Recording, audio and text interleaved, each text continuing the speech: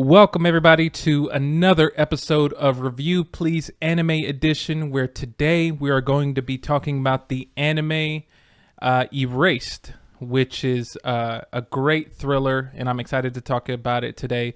But besides myself here, we also, of course, have the co-host here, my friend Jesus. How's it going? Sup? How's it going? It's good. I just got the question back at you. It feels weird because we are recording this back to back. Yeah. It's like, I'm good. Nothing's Exactly. I've already said how I feel. Yeah, nothing's changed in the last 30 minutes. Exactly, yeah. Well, it's good. I'm glad everything's going well. It's so funny. It is funny to say that after we've just recorded another episode. It's so funny. Yeah. Sorry, this is a part of editing magic, guys. We've shot 2 episodes, and this is the second one we're shooting, so it's so funny. They don't need to see the back of the scenes. I'm gonna edit all this out. I'm gonna just put a big blank screen. They talked about nonsense. Redacted or something like that. Just Redact. Beep, beep, beep, beep, beep, beep. What were they talking about? We were talking about the greatness of Bidoof. Ah, yes. The great beaver Pokemon. But yeah, no. So today in today's episode here, we're actually going to talk about the anime Erased, which is from all the ones that we've seen. I mean, I guess Kakaguri was a little bit more on the serious side. Megalobox wasn't as serious, but it had kind of real life tones in it. But this one feels like it might be one of the more thriller-esque mysteries from all the ones that we've talked about before. Before we go into the synopsis of it, Jesus, I wanted to get your top level thoughts on this one, Erased, which I'll go into it. But first, would you please let me know if you enjoyed it, what did you like about it, or excuse me, just top level thoughts. Well, I'm glad you asked. I absolutely enjoyed it. I like this anime a lot. I was pretty high on it. I love mysteries. It's a shame that it's a situation where I figured it out fairly early on, where I was like, yep, I can already tell where this is going. And that's just me just reading between the lines, picking up on little subtleties in characters and stuff and the way characters talk to each other. And I think that's a curse of mine. Like when if you put a mystery in front of me, I will do all I can to figure it out before it gets to an end. I do that with movies. I do that with games. So it's just something in my brain for some reason. I gotta know before the thing tells me. And if I'm wrong, I hate myself. But if I'm right, I love myself. And this was a situation where I was just like, oh man, I love the mystery. I enjoyed it a lot. I like the time traveling aspect. Our main character Satoru, he going back in time to figure out the murders of his friends and all of that, and then also it connected to the murder of his mother and all that, and just him trying to figure out what the hell's going on, what do I have to do to make this right and not happen, and it gets very melodramatic towards the end. Very soap opera-y, I want to say, with definitely. some of the plot points. But overall, I enjoyed this a lot. I enjoyed the mystery. It was a fun ride. I shouldn't say it was a fun ride. It's not a fun ride. It's pretty fucked up. But it was an enjoyable ride from start to finish, and just seeing how these characters work together and Satoru's journey to figuring out what the hell happened and where they're going. And I'm looking at the wiki page, and they made it a live action film. I'm kind of interested in seeing what the live action film is like. Yeah, I've seen. It's funny because I remember watching Erased, and it was kind of on a whim. Me and my partner, we saw it on Netflix, and we thought, why not give this a chance? And of course, we realized whoa, this is a very much a serious tone mystery, and we enjoyed it overall. But after watching it, we did see that they did adapt it to a live action. And I was like, I was curious, just like you're I wonder, is it any good, or is it, the anime just... Does it fall into the crappy anime live action adaptations? Yeah, exactly. But okay, cool. So I would say that for me, having watched this twice, the first time I watched it, I love this anime. I love the mystery aspects of it, of Satoru, where he is trying to solve the mystery of what happened to his friends when he was in early on in school at a young age, and just trying to save his friends and figuring out ways to change the past so that way the future is altered to where everyone can be happy and live a happy life and not have unfortunately been murdered, which you find out in the anime. And so I liked it. For me, I think that I had the benefit of trying to figure out what was going on, and then in the show they do have a twist moment where of course you kind of find out who was committing the murders, and and they do kind of not foreshadow, but they kind of give you little teases here and there, like could it be this guy who seemed kind of creepy, but in reality he was like used as a scapegoat. He really wasn't the one who did it. And just finding out, like, which we'll talk about in a second, who the murderer is, but you're just like, this motherfucker, it's just this crazy bastard. This seems piece so of crap. nice. This piece of crap. But anyway, I think that it's a great story overall, and the animation is great. It looks super dope. I'm trying to remember when the anime originally came out for the anime version of it. The anime came out in original run. No, that's 2016. 2016. Okay, so January 8th, 2016 to March 25th, 2016. So nice. So really great animation, still holds up, still looks great. And yeah, but now with the top level thoughts here, let me give a quick synopsis and then we can break it down a little bit more. So Erased is the plot of it. The synopsis is, in 2006, 29-year-old Satoru, a man living in Chiba, possesses an ability known as Revival that sends his consciousness back in time moments before a life-threatening incident, enabling him to prevent it from happening again. When his mother is murdered by an unknown assailant in his own home, Satoru's ability sends him back 18 years into the past, and Satoru is given the opportunity to not only save his mother, but also prevent a kidnapping incident that took the lives of 3 of his childhood friends. And so, synopsis itself is great, because that's essentially what happens. What I love about this anime, I'll say, is that you're in the first episode, you're kind of just kicked into gear. Like, you kind of get a preview of Satoru. He's kind of living this, he's not so happy about life. He's a part-time anime manga artist, but he doesn't seem to have too much success, and so he also works part-time as a pizza delivery person. Yep. And then you're kind of hinted at pretty quick that he has that ability known as Revival with this blue butterfly that you constantly see, almost like a kind of like a butterfly effect type of thing. And you're kind of thrown into it, and he's kind of like, what was that? He realizes quick that he lives through like a sequence of events, and then he's brought back like a couple minutes prior to it, and he's like, okay, what happened? What just happened? And so he's familiar with it, and he's trying to you see in the first episode here that basically this kid has a possibility of getting hit by a car, but he saves them just in time because someone falls asleep at the wheel. He's kind of like a superhero in a way. It wasn't he fall asleep at the wheel. He had the driver had a heart attack. That's right. Sorry. Yeah. That's right. He had a heart attack and he couldn't control him.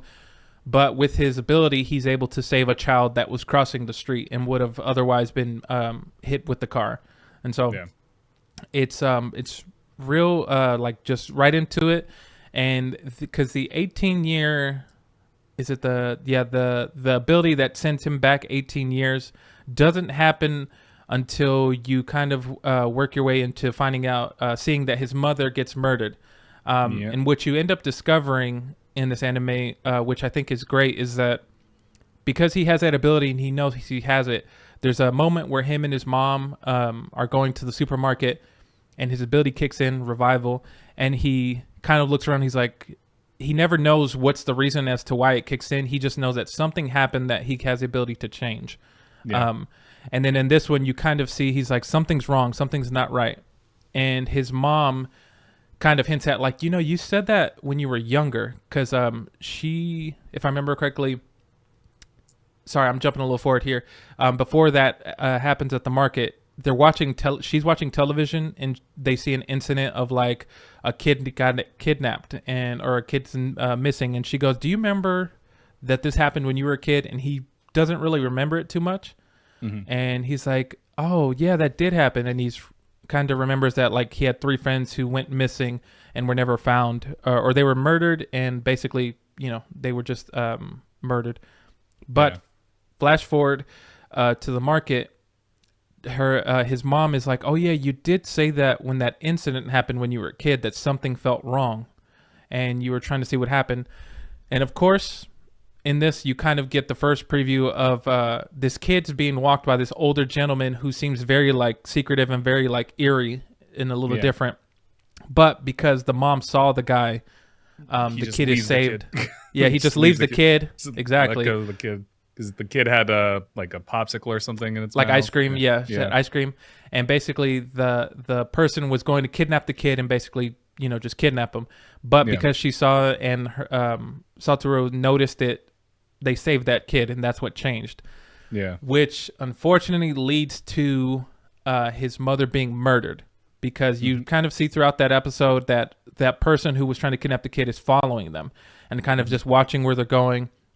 And basically, kind of to go a little forward, the mom notices that hears someone come home, and before she realizes who it is, it's the murderer, and stabs her and is murdered.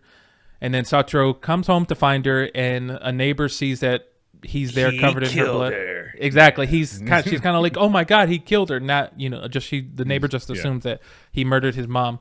Yeah. And then causes him to go into a panic to eventually, I can't remember exactly how it kicked in. He didn't fall or something, did he? Or he just kind of was like so stressed to the point where the power kicked in? Yeah, he was like super stressed, and that's right. Everything froze for a moment. And like we should back up too, like when he was going back home to his apartment, as he was going up the stairs, he crossed paths with the murderer, the killer. Exactly, that's right.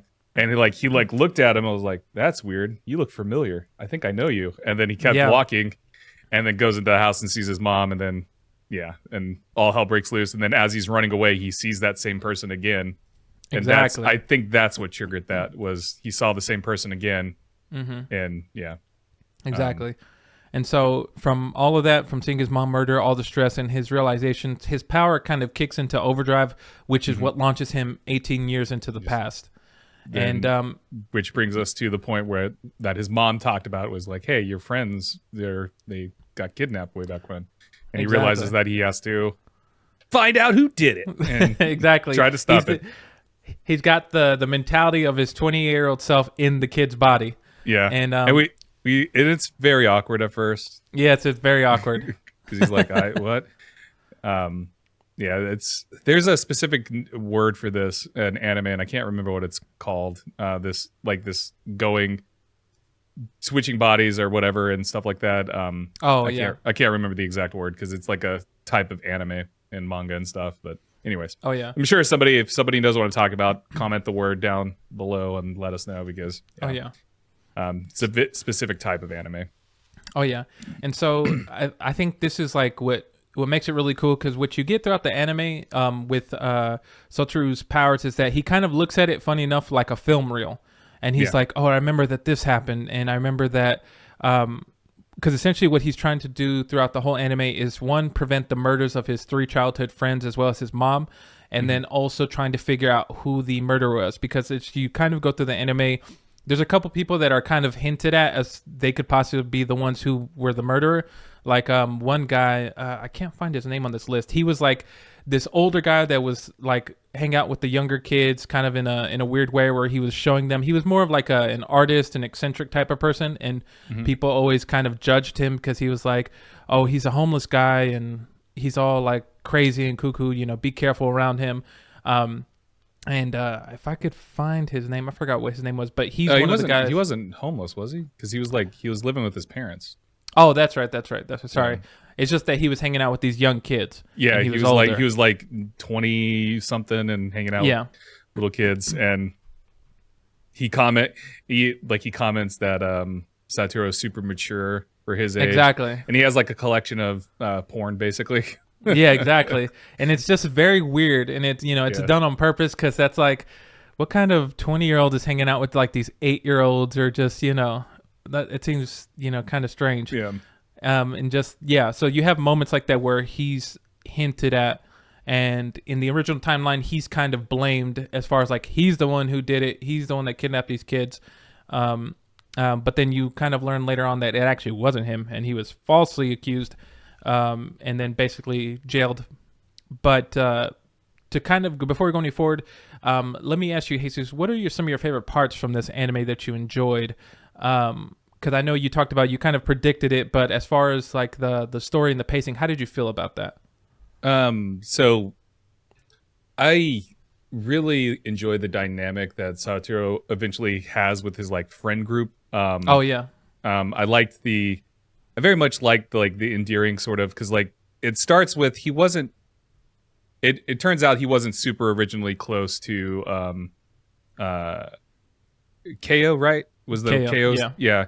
He wasn't originally close to her. She was like in the class. She was shut off. She didn't talk to anybody, and like I like his like befriending of her, trying to like break down her walls, and it turns out that she's like being abused by her mom and all these other things, and like how defensive he becomes of her and stuff, and just like how close they become. I enjoyed their little date to the what was it, a museum, right? Yeah, it was a museum. Yeah, it was cute. He has the thing triggers while he's at the museum, and he goes, "Wait, I've been here before. Wait a minute, what?" Yeah. And I enjoyed that. I enjoyed the relationship that he has with his coworker from the pizza place. Oh yeah. Ari. She was cool. She's still in high school, but for some reason she likes Satoru and helps him try to escape, and like her house gets burned down and she almost dies because of it and stuff, and of course he gets blamed for that, like his future present self and stuff. And there's I'm trying to think of there are just some like really creepy moments. Oh yeah. Like where young Satoru is in the car with oh man. Yeah, with the Gaku? teacher Yashiro. Yeah. And they're in the car and he opens the glove compartment and sees a bunch of candy and stuff, and Yashiro's like, "Oh yeah, I have an addiction to candy." And it's like, okay. Yeah, oh, sure you do, buddy. Weird. Yeah. And like I say that I figured this out, and a lot of this is because for those out there who don't know me, I absolutely love video games. This has a very, very similar plot line to Life is Strange, which is one of my favorite games of all time, and so that's why I was able to figure it out pretty quickly. Like, it's the teacher doing this, because that's what. Spoilers for Life is Strange. The teacher does it. And so it's one of those things where I was like, oh yeah, there was like signs like for me picking up on like just how Yashiro interacts with the students, even though Yashiro is almost like a father figure for young Satoru, and he seems like a genuine nice guy. He does. And then things take a dark turn, and you're oh, he's not a good person at all. So I like those moments where you get to see where that facade that Yashiro has breaks down. Yeah. But also he tries to cover it up. And like, was that something that you noticed in your first viewing, where did you like question some of those moments where that sort of facade like breaks down for him? Yeah. No, definitely. Especially in what you alluded to with young Satoru in that car. That was like probably one of the creepiest moments in there. Cause then it's in that moment, if I remember correctly, that he's realizing like, oh, it wasn't such and such. Actually, this is the killer. And then he kind of realizes it. But then Yashiro is realizing that Satoru is actually knowing that he's the one who's trying to commit all these crimes and murder these kids. And then he kind of gets he's like, very like, oh no, it's fine. It's fine. And then he goes something to the effect of like, I don't know how you know it's me. And he like basically confronts him, kind of like that whole facade just comes down, and he actually shows his real self, which is very scary, very creepy. Yeah. And I can only imagine if like you've known somebody for so long, the next thing you know, it just flips like that. And you're just like, oh, I've been going to this person for help for so much, when in reality, they're the ones that are actually who committed the crimes. It's them. And he can't really do much because he's a child, even though in his brain he's like 28, 29 years old. And he's like, oh no. And then to kind of be left there to the guys like, I'm going to handle this and you're not going to cause me any more trouble, to kind of like drive the car into that river or that ocean or whatever. And just to be like, I'm handling this. That's like very creepy and very scary. But no, definitely, because at first watch, Yashiro is very much just shown as like, I'm here to help kids. Like, I'm here to make sure, they, with the issues with Kaio and like the abusive mom and stuff, it's like, oh, maybe the mom is the one who killed her, and everything like that, just because of how crazy her at home life is. Yeah. And it's like, it's kind of crazy, and like it's very heavy, especially like the moments with like when the mom is confronted by the I forgot the name of the agency for the taking care of the kids, the something SP or something like that. Yeah. But Child Protective Services, and just like you realized like what is it? Oh, Satoru kind of notices like, oh, her mom beats on her. Same thing with like the husband, and they get into big fights and stuff, and they would throw her in the shed, and it's like very crazy. But to kind of go back to the question, there are moments in like Yashiro where he's like, when you realize after the fact that he's the one who is the murderer, and just like him asking certain questions, trying to seem helpful. It's very creepy. It's very, very creepy because he's like playing with his food almost in a way. Yeah. He's like, oh no, don't worry about it. And like, it's crazy. I think this anime did a good job of like figuring out how to play into that, like that, because that happens in the real world where, you have murderers who are like, they can pretend to be like, oh, I'm very caring. I care about you. I want to make sure you're safe. But really behind that is like, they're murderers. And so, they're serial killers. And exactly. Serial killers and crazy people. Yeah. Exactly. But Go ahead. Sorry. No, I was going to say, And so that was very creepy. And it's very interesting because I want to say like, because of Satoru being able to like figure out like, okay, I know that if I want to prevent this kid from being kidnapped and murdered, then I just need to prevent them from being or going wherever they were at in the original timeline. And then it's interesting because I know that Yashiro, it just plays as an interesting dynamic of him being like, how is this person one step ahead of me, and trying to like figure out like what's going on, which it's very interesting towards the end of the anime of just like after that whole incident with Satoru in the car, he gets into a coma, and he's been in a coma for 15 years. And he forgets everything. But it's crazy because he forgets everything, but Yashiro remembers everything of that moment and everything. And so he's kind of like doing the serial killer thing of pretending not knowing anything. It's not until later that he's like, oh, I remember everything. Yeah. Man. I'm sorry, I'm reading a synopsis of one of the later episodes of the. Oh, you're good. One of the episode that Satoru realized that Yashiro.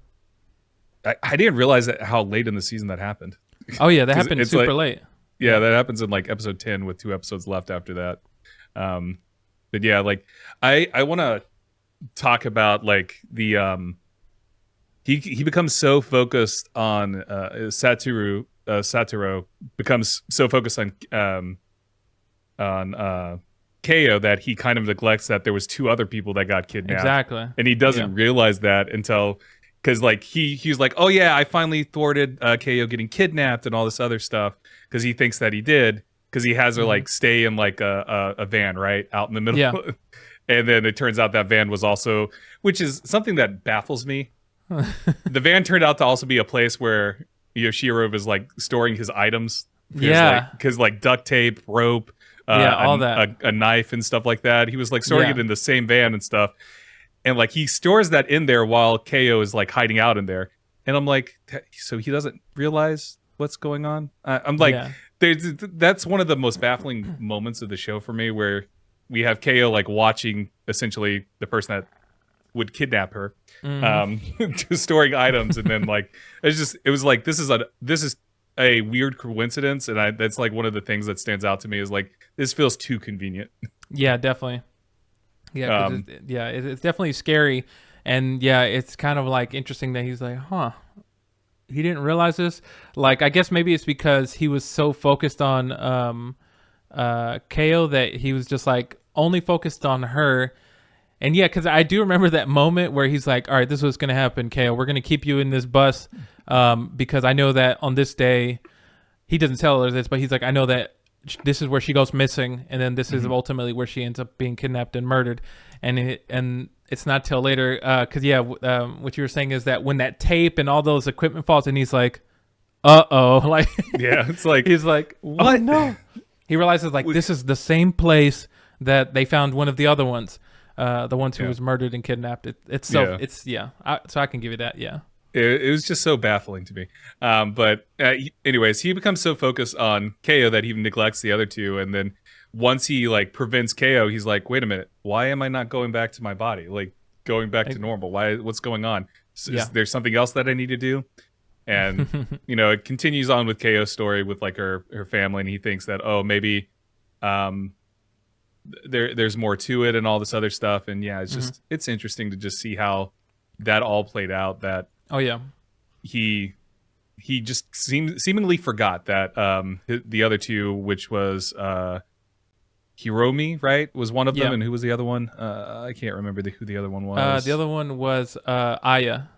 Aya, yeah, and they did they eventually get kidnapped or no? I can't remember. No, like, I think they once he prevented KO from getting kidnapped. Did anybody else get kidnapped or? No, I think he was able to thwart everybody else's attempt. Yeah, but yeah, so that was. I just find that whole that dynamic fascinating with the way things played out. Yeah.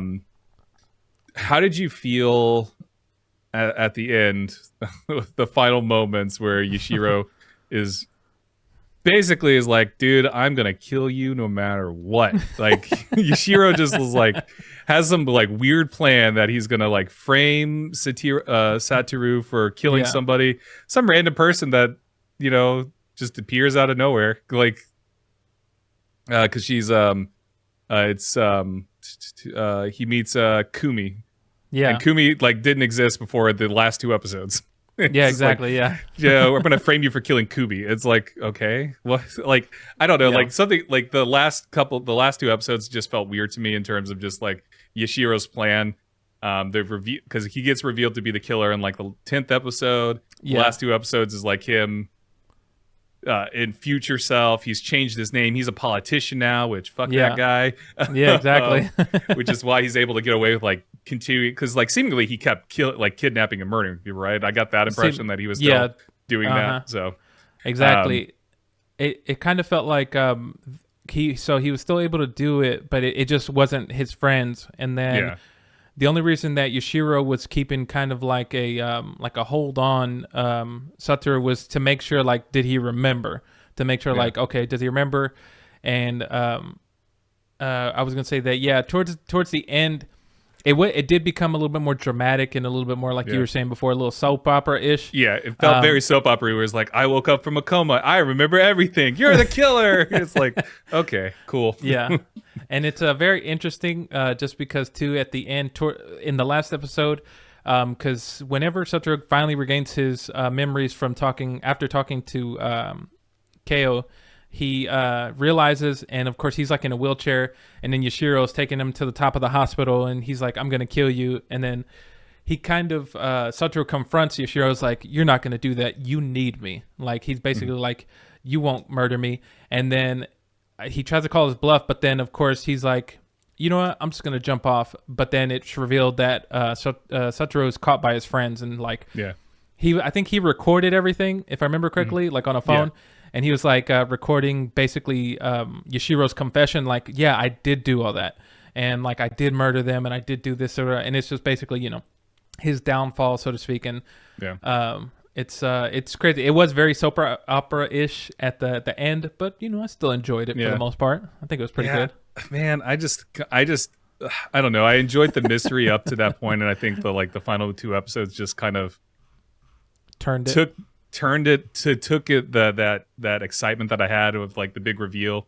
Because once Satoru finds out, of course Yashiro tries to kill him. He like drives into a frozen lake and leaves Satoru trapped inside and stuff, and like Satoru goes into a coma because of it, and he's out of it for what, like 8 years, something like that. I think it was actually like 15 or something. Oh yeah, he's 15 years. He was in a coma for 15 years. That seems like a long time to be in a coma. It does. This feels very so. That's why I have like soap opera shit here. So it's like, I don't know, man. Like, I just don't. Those last two episodes, I just didn't particularly enjoy because I was absolutely loving the anime, and this is why I go from love to just enjoy. Yeah. Whereas, like, I absolutely loved the anime up until the 15-year time jump, where it's like, oh yeah, you've been in a coma this entire time. Mm-hmm. I'm just like, what? Come on. Like, I feel like there could have been something a little bit better. I feel like the wrap up of all of this was a little bit too messy. Yeah, And I could see that. It just feels like they were like, well, shit, we've put ourselves in a corner here. How can we wrap this up? Yeah. I do like the final scene of the show is adult Satoru under the bridge with Eri, who this is like a reflection of an earlier scene in the season where they are under a bridge together again, and this time this adult Satoru and this version of Eri don't know each other, right? Yeah, because Satoru never worked as a pizza person after in this new timeline. But his like ability gets reactivated, and that's how the series ends. So it makes you wonder, what's going to happen there? Exactly. But I did like how it ended, but it's like the middle, like the episode 11, and then through the most part through episode 12, where it just becomes so soap opera-y. Like, I don't know. How did you feel about like those last the wrap up for all of this? Because it just, I don't know. It just didn't sit right with me. It just didn't sit right with me. So I could definitely see that. I think that I didn't have too much of an issue, but I understand that it felt very messy because I think that up until the episode whenever Satoru discovers that Yashiro's the murderer, I think that it was like great build up to that point. Like, and it was great because, that reveal happens and that's when, the twist is, and you're just like, holy crap, the whole time it's been this guy who's been pretending to be helpful and pretending that he has everybody's best interest, all the kids at heart. And like you say, he's been this father figure to Satoru, but to come to find out that he's the one. And then the way that it ends on that of him just being driven into the lake and him kind of like, oh no, what's going to happen? I think, man, that's like great anime episodes going up to that. And then, in those last few episodes after he wakes up, I think 15 to 18 years from the coma and him trying to regain his memories and stuff. And it was a little messy. I will say that the conversation whenever Satoru does regain his memories, the conversation he has with Yashiro about him admitting everything, I'm like, this is very much like very cheesy, like very cheesy dialogue. It's the villain revealing everything. Exactly. Yeah. It's like, this has been my master plan, and you can't stop me, you stupid kid. Exactly. You can't. It's the Scooby Doo thing with you meddling kids. I would have gotten away with it if it wasn't for you meddling kids.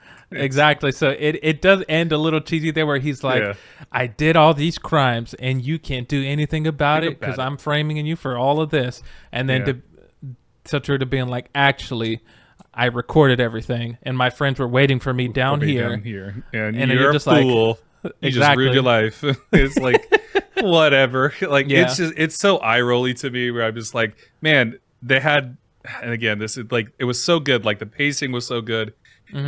Just like the tension that was being built throughout it, like from the mom being the abusive person to the reveal, the build up reveal of Yashiro, and just like everything was just like so well paced. And then it's they got to the last two episodes and wrapped up everything so quickly. I'm interested to like read the manga to see if that's how the manga felt too. Because it just feels like they just wanted to wrap it. Like, it felt like the writers didn't know where to go with it, and just like, let's just wrap this up quickly and see what.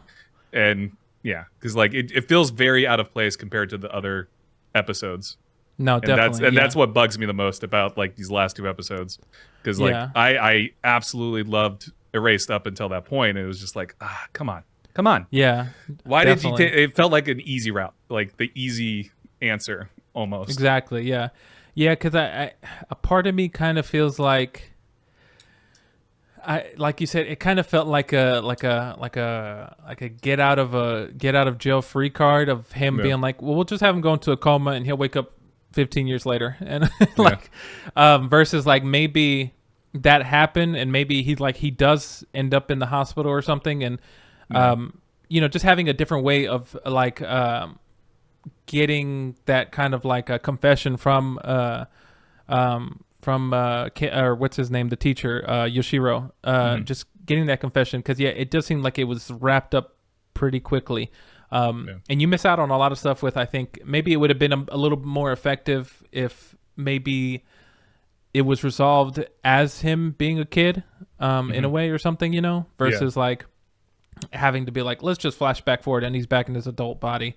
But yeah, it was okay. But overall, I think the strongest part of the anime is in that first half to middle, right before you get to those last few episodes. Yeah, I agree. And like the thing is, like, I don't even know how it wanted to end. I just know exactly. I just don't know, like, because I do like the final moment of the thing where with Satoru and the new timeline and stuff that's been built, but it's so, I don't know, things felt off to me towards the end. But there was one other thing I wanted to talk about. I can't remember it. I'm like reading through the episodes trying to remember exactly, trying to jog my memory. Oh, no worries. Let me ask you, there are some like really beautiful kind of moments throughout this anime, like when we first get introduced to KO, her staring up at the tree and it's snowing around her and stuff. Like, oh yeah, that's just like a beautiful, like, just visual moment, right? Yeah. And then there's a moment where I might be getting confused with something. Oh. I mean, the moment with KO looking at the tree and like staring up, that is a moment. Yeah. Because he like walks by the park and he like looks in and sees her, and it's just like, it's one of those convenient things. There's a like a street light that conveniently illuminates the area while she's looking and stuff. It's like, yeah, we get it. But there's just some beautiful visual elements. Was there any moments for you that jumped out to you? Yeah, I think some of the more heartfelt moments that I kind of enjoyed from it is that, because of course in this anime, when you're hearing a lot of the inner dialogue from Satoru, just because he has that adult voice in his head, and it's him kind of like forming these friendships, and like you even hear moments where like his friend Kenya, that we haven't brought up, Kenya is one of the kids who kind of realizes that Satoru is different, just because he's more of a timid, he doesn't really talk too much. But he starts to kind of like act different, and Kenya notices that, where he's trying to be actual friends with KO, or he's trying to be friends with Hiromi and Aya to save them. And he's like, something's different about you, Satoru. I don't know what it is, but what's going on with you? You can talk to me. And then I think there's a moment where Satoru goes, I'm going to tell him. And he's like, I'm a superhero. Cause he has these powers. And then Kenya just goes, he's like, you are Satoru. That is something you would say, kind of like knowing something's different. And then even the moment where, whenever KO, what's it called? Oh, Satoru is trying to he knows that the day that KO gets kidnapped is coming up. And in order to prevent it, he just is walking, he's holding her hands, and he remembers to bring gloves because it's cold. And he doesn't know how to ask her to not go home. And so he goes, would it be okay if I just kidnap you? And they have this little moment, and she's like, you are interesting, aren't you? And then he takes her to the bus or whatever. And then I think she's staying there for a couple days. And then I think also Hiromi is there, and they're having fun playing cards. And she's like, I'm glad I did this. I'm glad that I actually followed you and did all these things. And all these friendships that otherwise he hadn't made in the original timeline. Yeah, just he now forged them and brought them together too, because KO was a loner before that. Exactly, all of that, and in the time jump, she gets married to Hiromi, and they have a kid together. So yeah, exactly. And Kenya is a lawyer, right? Yeah, if I remember correctly. Yeah. Yeah. Man, Kenya was so weird to me at times, because I was like, there's something going on with this dude. No, he's just a kid. There was nothing off, but for some reason I was like, maybe he's I had a moment where I was like, maybe it's a double plot twist where Kenya is actually helping, and I was like, no, Kenya's just weird. Yeah, it's interesting because there are moments like with Kenya where he kind of notices those things with Satoru, Yeah. and it makes me think I'm like, for a second I thought there was gonna be a moment where Kenya's like, I also have this ability or something, Yeah, or like I I thought know of it. yeah, like I thought maybe something like that. Like I was expecting it to like I was expecting a twist with Kenya, but there was nothing that ever came of it. Like the Exactly. time skip happened, and then like yeah, he's a lawyer and he's still friends with KO and Hiromi and stuff, and they all hang out and all of that stuff. But like and like they all like throughout the 15 years that Satoru was in coma, they would come visit him and stuff. But like Exactly. it was just like it just like I guess it was like a red herring. You were supposed to expect something from Kenya and then never come in. Exactly. But that's another thing that just kind of fell flat for me. I was like, well, I don't know. Like he just felt like he was hinting towards something, but then nothing ever came of it, and it just felt ungratifying to me with on the Kenya side of things. Exactly. But I think, yeah, outside of that, like when Satoru is able to kind of like form these connections, it is heartwarming a little bit just because he kind of realizes like, oh, like I'm so happy that I was able to do this because now he's building these relationships, which otherwise weren't there originally. Because even from the beginning of this anime, he kind of has this like this not disdain, but he kind of is like not too happy with his life. Yeah. And he kind of is like very like almost like depressed and just feeling like, oh man, my life sucks. But then when he starts to be able to go into the past and figure everything out, you can see that he actually has big character development as far as like being more open, being like being able to create more friendships and just be able to help everybody. And I think it's great character development for Satoru, who started out as this loner who was very shy and timid and didn't really speak up too much, to becoming someone who was very open and very outgoing and very like wanting to help people and stuff. And it's pretty cool. Yeah, I agree. Oh yeah. Do you have any other top level thoughts for Erased? Any final things that we haven't touched on yet? I say that Yashiro is a piece of crap. No, I mean, yes, yeah, he is. Yeah. It's so crazy because like I'll say they did a good job of like whenever that reveal does happen, you go, this motherfucking piece of crap. He's a teacher preying on these students, and you just kind of that whole like of feeling like, where's the justice? Like you get rid of him. Yeah. They did a good job of that. And I think overall, like the way that they did the going back in time with just like the film reel, like when Satoru was breaking everything down of when he remembers of like, oh yeah, this happens at this time. I think that was pretty cool. And it does a great job of up till the last few episodes. Like the pacing, I think is great. It's near perfect. I love the mystery aspects of it. Yeah, I feel the same. Yeah, we didn't really talk too much about the you mentioned it several times, the film reel happens. Like that's the coolest thing ever. Just how it like just rewinds, goes forward and stuff, and and just I like that visual element of it, of explaining what it's like for Satoru going through time and like seeing it and everything. Exactly, and thought it worked really well. I'll say this too, that I also enjoyed that, because I don't know if Satoru actually ever noticed it, but I think it was more for the audience of just, you knew that something like that was going to happen whenever you noticed that blue butterfly just like randomly flying across in the background, or just, and it focused on it and stuff like that. And it was just like, oh, it's about to happen. And then it kind of like static. It just goes, and then it just goes back a little bit. And I think that was pretty great. Oh yeah, the blue butterfly is an excellent visual element, and I'm gonna look this up real quick because that's also something that is used in Life is Strange, is a blue butterfly when stuff is being happening and crap. Okay.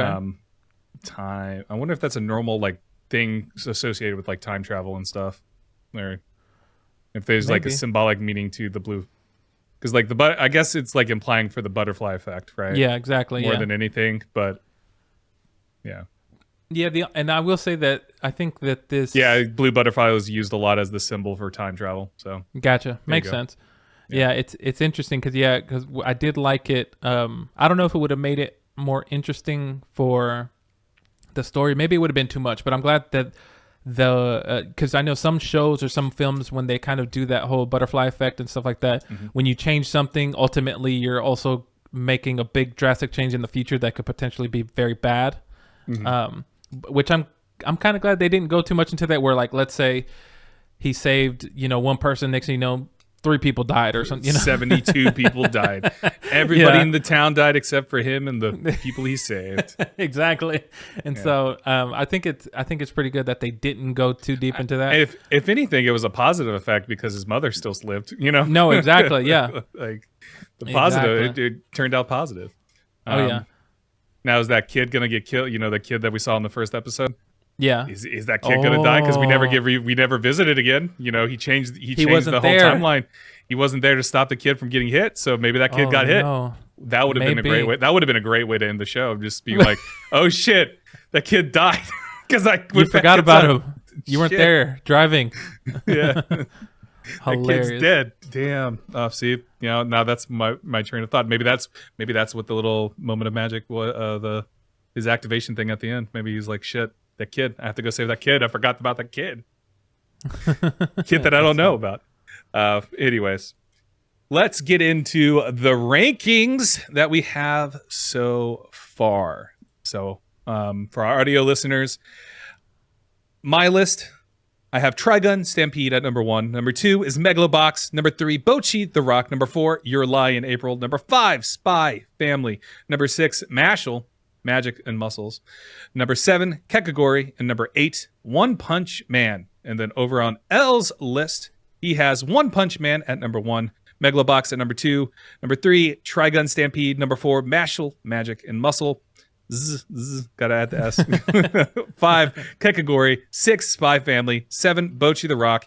And 8, Your Lie in April. And then our overall rankings, when you combined them together and through magic of numbers, we have a tie for first place between Trigun Stampede and Megalobox. Number 2 is One Punch Man. Number 3, Bochi the Rock. Number 4, Spy Family. And number 5 is a tie between Kekagori and Your Lie in April. Ell? Oof. Where are you going to put Erased on your magical list? Oh, this is so tough because, man, I enjoyed this anime a lot. Kind of like in previous episodes, you talked about going through the list and being like, did I enjoy it more than this anime? Yeah. And looking at the list, for my top 3, I didn't enjoy it more than One Punch, Megalobox, or Trigun Stampede. And then you kind of start to get into the rest, and I'm trying to compare the two because I think it's great storytelling towards the end, up to the end.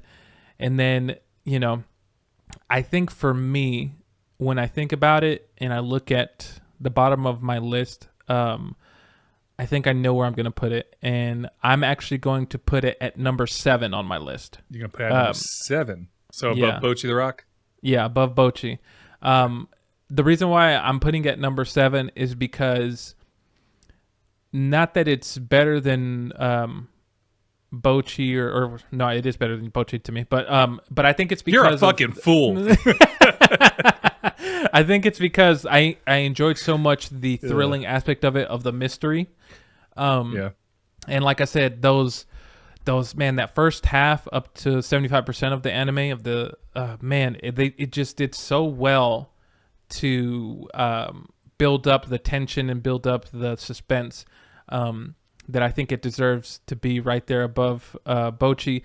Now, I have more fun, I think, with the rest that are above it, like Spy Family, Kakaguri, Mashal, Trigun, Megalobox, and One Punch Man. But I think it did such a great job that I think it deserves to be there for, even though the ending wasn't great, I think it deserves to be at number 7 for me. Yeah. For me, do I like him more than One Punch Man, Kekagori, and Mashal? Yes. Of course. Like him more than all 3 of those. Do I like him more than Spy Family? Oh. Better storytelling. So yes. Ooh, okay. Okay. Do I like it more than Your Lie in April? Yep. Ooh. Whoa. It's sitting at number 4 on my list because it's not going above Bochi. It's not going above Bochi. My thing with my top 3 on my list, Trigun, Megalobox, Bochi the Rock, they all resonated me with in ways that I wasn't expecting. Where everything else on the list I just enjoyed watching. Whereas with Bochi the Rock and Megalobox and Trigun Stampede, it was just something something triggered within me, like with each of them. Like Bocchi, I think Bocchi is one of the most endearing shows I've watched. And on this list, Megalobox is just something about it is just cool. And then Trigun Stampede is just like, I've been a fan of Trigun since I was a kid. So it's like those three things, just like it's going to be hard for something to beat that. Maybe something we're going to watch in the future might surpass them. I don't know. A hint towards a couple. We've got a while to go, but we have a couple more animes to watch. But like Erased, I think it has incredible storytelling up until the last two, and like that storytelling, I still feel like is better than pretty much everything on the list. I think Erased, like writing wise, is probably the most well written of all the animes that we've watched so far. It's a shame that the last two episodes kind of ruined that for me. Yeah. But even still, like the majority of Erase is so well written, so just engaging, and the tension building and just the mystery of everything works so well, and that's why I'm putting it so high on my list at number 4, because just the writing is just so gosh darn good, and makes sense. And it's worth talking about, and it's just like. It could easily be. I could have easily put this above Bocchi or even Megalobox if it wasn't for the last 2 episodes. Ooh, interesting. I get that. Like, that makes sense. But like, everything else, like, it's just the last 2 episodes kind of bring it down significantly for me. But everything else, though, I enjoyed. So now let me do my mathematical equations to figure this out. Let's see if our tie breaks happen. Any tie breaks happen. So give them a talk while I do the mathies.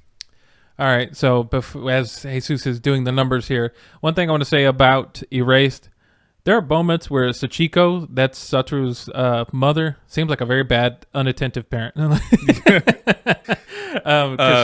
Satoru's mom?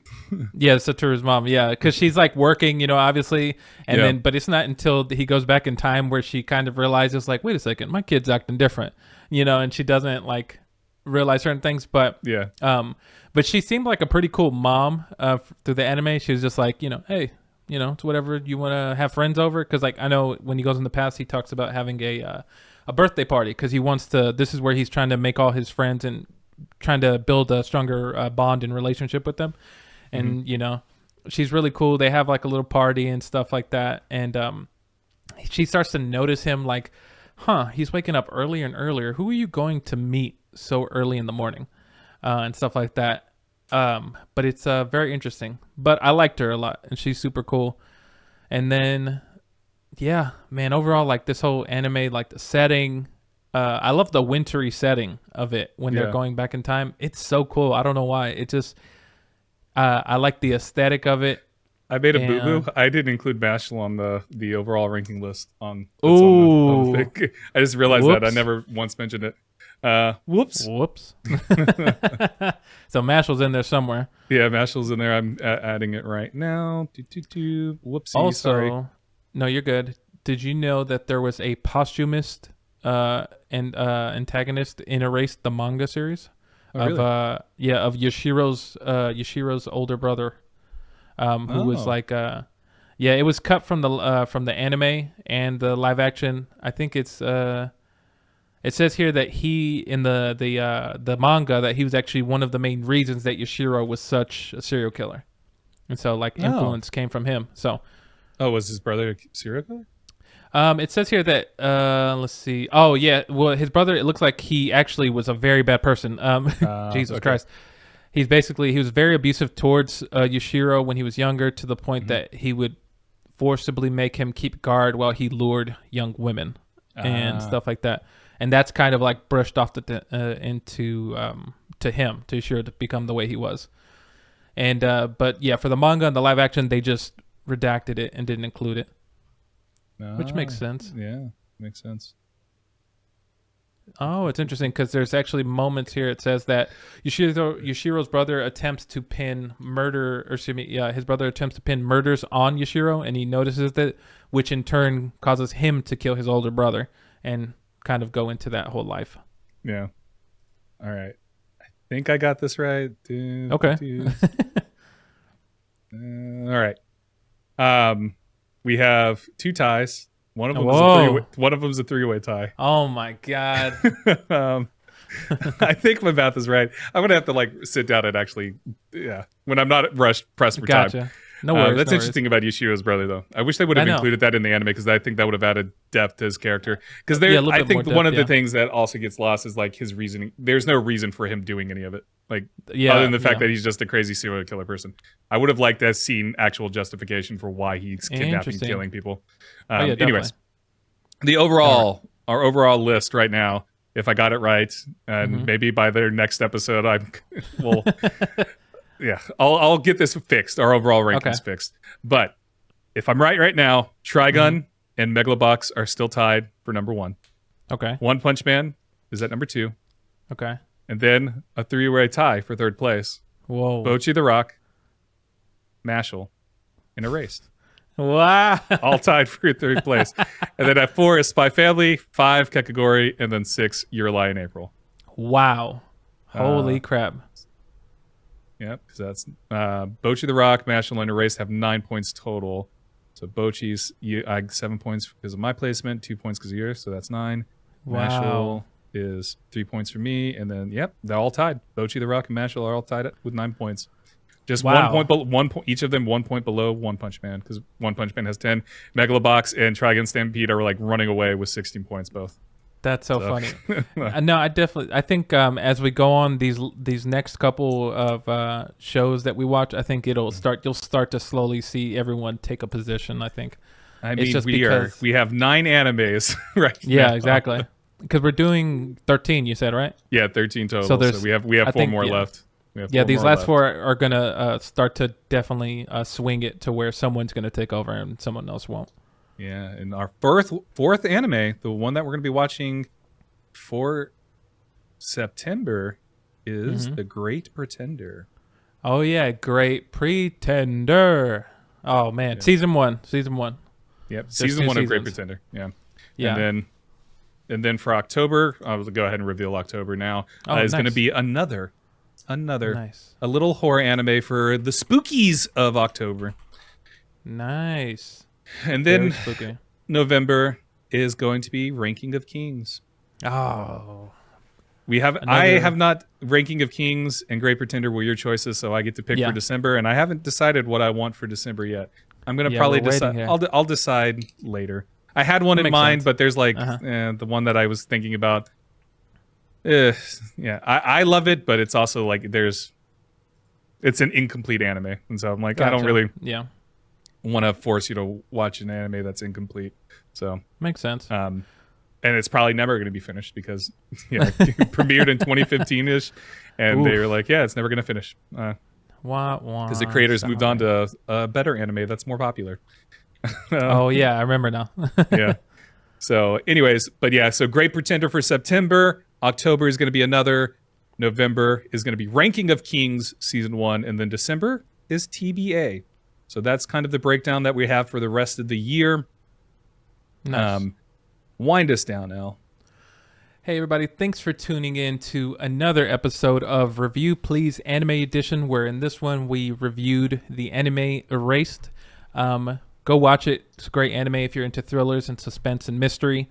The next episode that we're going to do, as Jesus mentioned, will be The Great Pretender, which also I think it's something great. Y'all should check it out if you want to tune in for that episode of next month. But make sure to subscribe to the YouTube channel here at Respawn Please Podcast for our future episodes, or if you're into video games. We talk about video games, we play video games. So tune in for all those videos and subscribe, hit the bell icon. Make sure also to follow us on Instagram and TikTok at Respawn Please Podcast. And also, the audio versions of this, if you're watching this, is available everywhere you get podcasts. Just type in Review Please Anime Edition, as well as the video version on our YouTube. And thanks for tuning in. Thank you, fellow humans. If you are human. Well. See y'all later. Bye.